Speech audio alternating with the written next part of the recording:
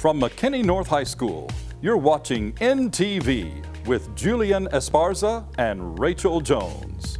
Coming up today, we'll introduce you to a new club aimed at fighting discrimination. We'll meet a family who made food their family business. And we'll spend some time with a student who spends a lot of her free time with a cow. All this and more starting right now on NTV.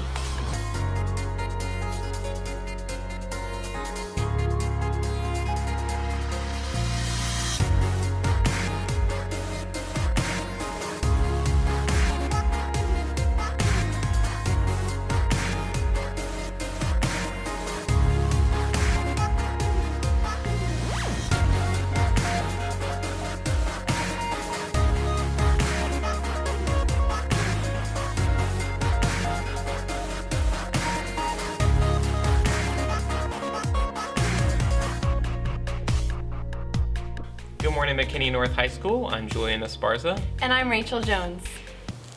The Gay Straight Alliance recently held their first meeting. Sarah Taylor was there to see what it's all about.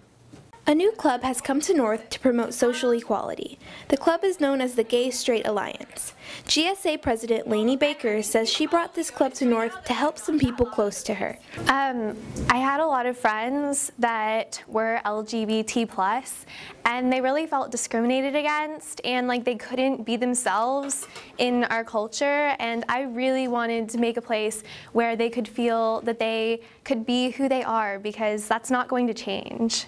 Junior Dante Holting says he joined the GSA to promote equality for all people, no matter their sexual orientation. Just that promotes tolerance, acceptance, and maybe gets rid of ignorance little bit by little bit. GSA sponsor Mr. J has high hopes for the club.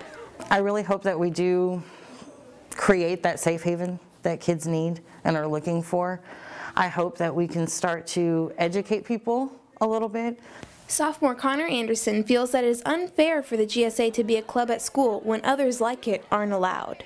People at this school aren't allowed to make racial or say anti-gay clubs, so I don't think this should be allowed. Whether you agree or disagree with their message, Lainey asks for patience and consideration. I would just say, I want you to respect my beliefs. I will respect your beliefs. If you don't think it's okay, that's your problem, not mine.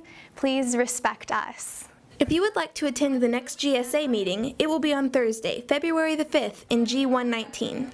This has been Sarah Taylor and Julian Esparza for NTV. Downtown McKinney is home to many mom and pop businesses. Cafe Malaga's mom and pop happen to be parents of McKinney North students Olivia and Gabriella Segui. Albert Segui is the owner and chef of Cafe Malaga. He is also Gabri and Olivia Segui's dad. His busy schedule allows him little time at home. Working with his kids makes up for it. I get here in the morning, leave at night, 2 o'clock in the morning. When they come in to work with me, I'm here with them, and especially on Friday, Saturday, and Sunday, which is great. Mr. Segui enjoys working with his kids, but it can be difficult at times. Not only do I have to be a father, but I have to be also a boss. And that's tough. It's a tough situation when they're not doing what they're supposed to be doing and they have to discipline them, and that's a downfall. Gabri has been working with her family since she was 15. She says she has to treat them differently while she's on the job.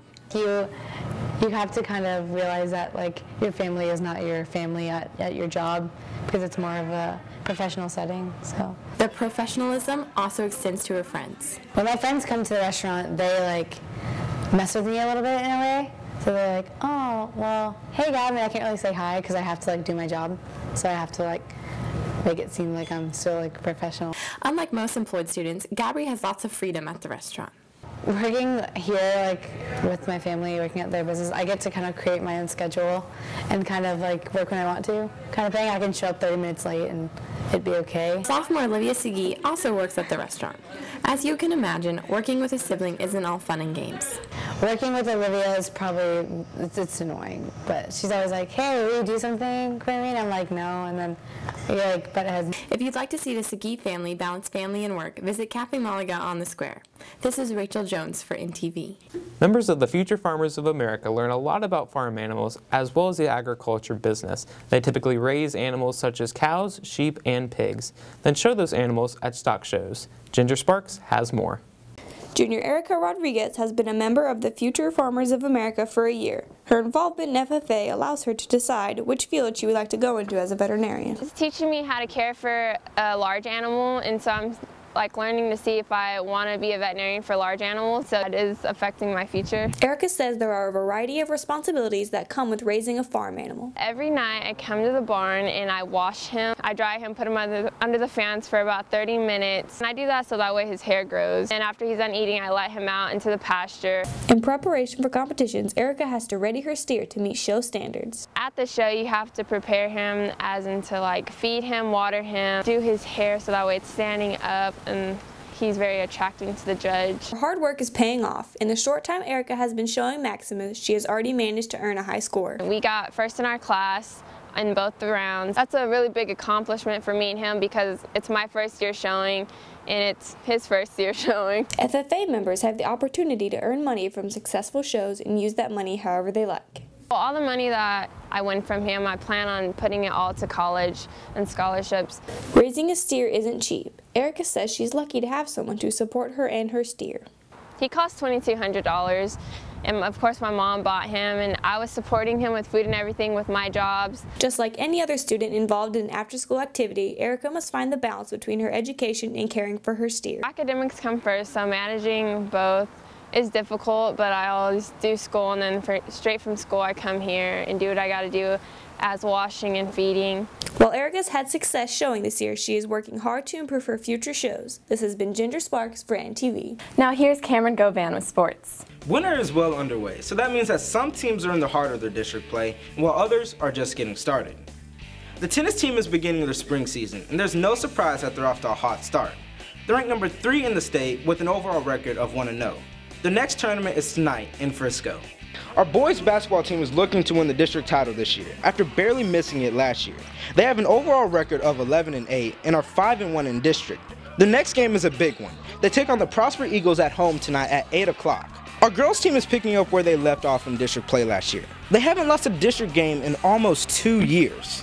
One player who has helped the team get to this point is Shanteria Jackson.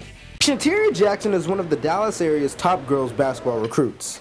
She's been busy fielding offers from an array of colleges. The hardest part about the recruiting process is probably all the phone calls and emails and just all the conversations and just trying to pick the right college that was right for me.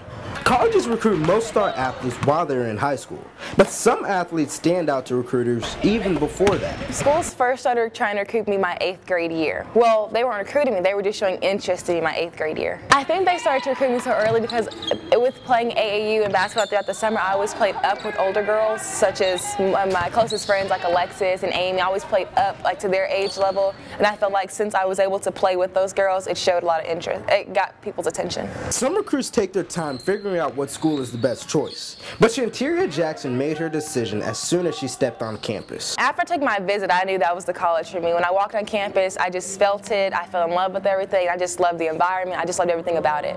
Making a big decision cannot be done alone.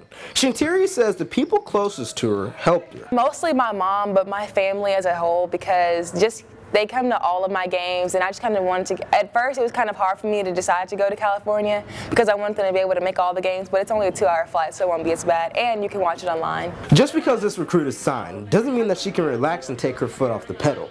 I feel more relaxed that now I have signed, but I also feel pressured. I feel relaxed because, okay, I have my scholarship, I know where I'm going, but also at the same time, I'm pressured because now I have to make sure I'm steady, progressing, and I'm making my school look good. I can't fall back. If you'd like to see Shanteria and the rest of the Lady Bulldogs in action, their next game is tonight as they host the Prosper Eagles. Tip-off is at 6:30.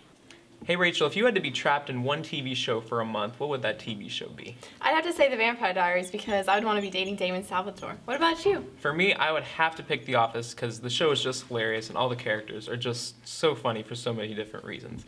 Now let's see what McKinney North students had to say. I would be in Criminal Minds because I love the show. I would be stuck in The Office because all of those pranks would be fun to do. If I could be on any TV show, I'd be on Naked and Afraid because I'm very outdoorsy. I would be in One Tree Hill because of all the attractive people in it. I would want to be in Grey's Anatomy because all the doctors are hot. I'd probably in Grey's Anatomy because all the girls think the doctors are hot. I would probably be in maybe House of Cards because I like politics and scandal.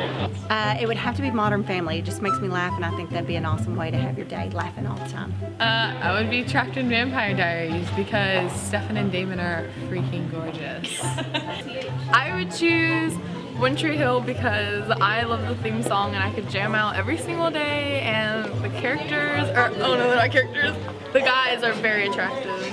And it's filled with drama. I'd probably be stuck in SpongeBob because I like living underwater, and Patrick's pretty cool, and Sandy Cheeks is pretty cool. So yeah, SpongeBob would probably be short stuck in. I would be stuck in Man vs. Food because I like to eat, and he goes all these different places and tries food. So yeah. That's all we have for you today. For more news and sports information, follow us on Twitter at MNHSNTV. Thanks for watching. And have a great weekend, Bulldogs.